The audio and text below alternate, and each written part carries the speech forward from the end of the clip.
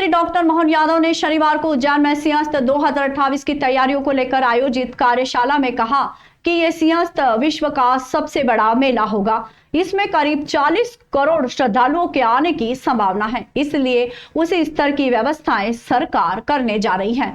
आप देख रहे हैं उज्जैन लोक अखबार का न्यूज चैनल उज्जैन लोक समाचार। देखें पत्रकार नीलेश शर्मा की खास रिपोर्ट। इस कार्यशाला में साल 2016 के सिंहस्थ के अनुभव पर भी विचार मंथन किया गया है। इसके लिए पूर्व के सिंहस्थ में यहाँ पदस्थ रहे शासन प्रशासन के अफसरों की पूरी टीम भी मौजूद रही। मुख्यमंत्री ने संबोधन में कहा है कि पिछले बार 2016 के सिंहस्थ में ट्रैफिक और आवागमन सबसे बड़ी चुनौती थी। कई जगह सड़कें जाम रही, इसलिए इस बार आसपास के राज्यों से भी समन्वय करना होगा ताकि सीमावर्ती क्षेत्रों से आने वाले श्रद्धालुओं के लिए बेहतर प्रबंधन किए जा सके। इस एक दिवसीय कार्यशाला को सिंहस्थ संकल्प नाम दिया गया। मुख्यमंत्री सुबह करीब 11:25 पर उज्जैन हेलीपैड पर पहुंचे, जहां से वे सीधे इंदौर रोड पर होटल अंजुश्री में कार्यशाला में भाग लेने पहुंचे। कार्यशाला पहले 2016 के सिंहस्थ में उज्जैन में पदस्थ रहे अधिकारियों ने अपने अनुभव साझा किए व आगामी सिंहस्थ की तैयारियों व चुनौतियों पर चर्चा की।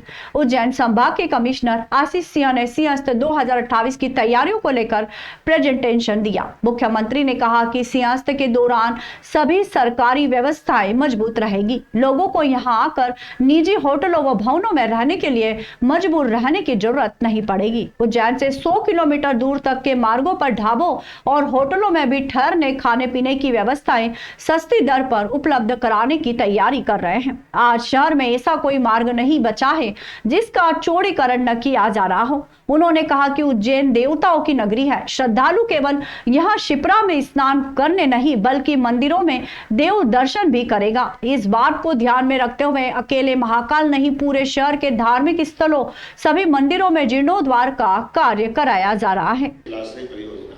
ये हमारी वो पूर्ति कर देगी। सिद्धनाथ से आगे काल भैरव से लगे कालियादेव पैलेस तक पूरे पानी का जल का उधर भी और इधर त्रिवेणी के आगे तक ये जो जल की उपलब्धता रहेगी, ये स्नान की बहुत बड़ी चुनौती का अपने आप में एक इसमें ये चुनौती से निपटने का रास्ता होगा। उसी प्रकार से अंदर के मार्ग भी, अंदर की सीवर लाइन की कठिनाई भी 2004 की भी मालूम है। जो हम सब राजोरा जी और सब थे, वो बहुत तरह की चुनौतियाँ थी। उन सारे चीज़ों का समाधान भी करने का प्रयास किया। फिर जो चीज़ खड़ी की जा रही है उसको लंबे समय तक लाभ लिया जाए।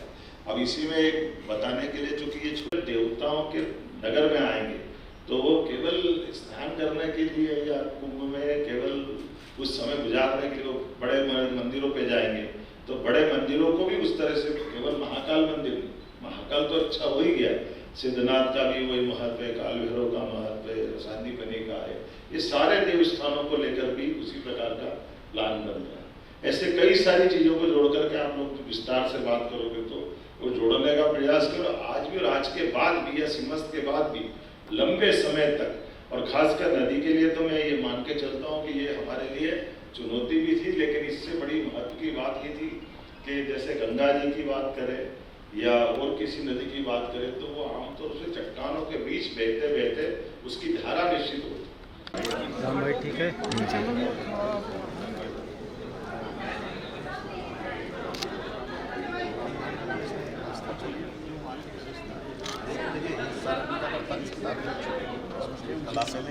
तो सर